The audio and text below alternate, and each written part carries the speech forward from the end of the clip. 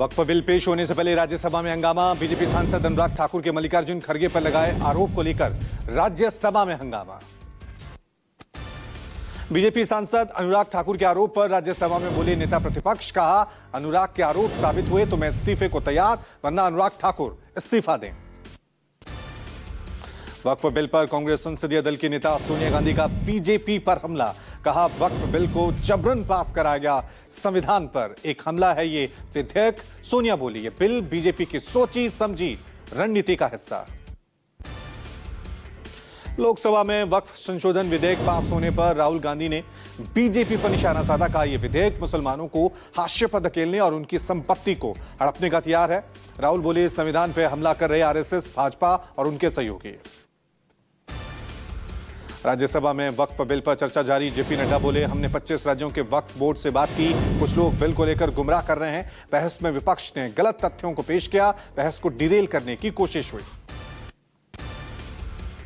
वक्फ bill पर RJD के सांसद मनोज झा का बयान। का देश के मुसलमानों को हिंदुओं की आदत, सदियों से हिंदू मुसलमान साथ रहते आए हैं, वक्फ बिल असंवैधानिक है।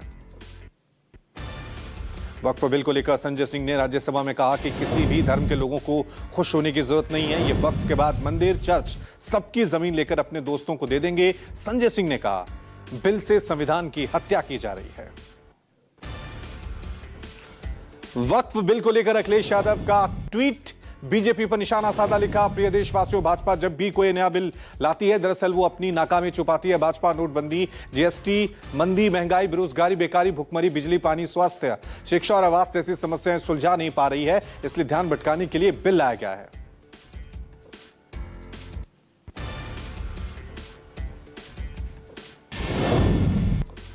लोकसभा में पारित हुए वक्फ संशोधन विधेयक पर बोले सपा महासचिव रामगोपाल यादव। कहा, हम वक्फ बिल को नाजायज बिल मानते हैं। देश की जमीन बड़े उद्योगपतियों को दे दी, अब इस जमीन को उन्हीं उद्योगपतियों को देने का इरादा है। वक्फ संशोधन विधेयक पारित होने पर कांग्रेस सांसद और जेपीसी सदस्य इमरान मसूद का बयान। संविधान को रौंदा जा रहा है, हम अपनी लड़ाई जारी रखेंगे, अदालत जाएंगे। वक्फ बिल पर बोले कांग्रेस सांसद इमरान प्रतापगढ़ी। का टैरिफ के मुद्दे को लोगों का ध्यान उससे भटकाने के लिए यह बिल लाया गया है। अमेरिका के भारत पर लगाए गए 26% टैरिफ से ध्यान हटाने के लिए बिल लाया गया।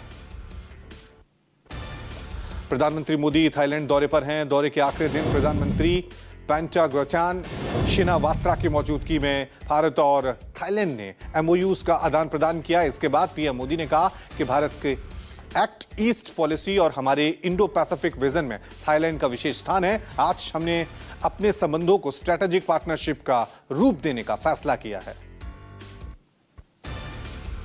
फडणवीस सरकार में बड़ा एकनाथ शिंदे का कद।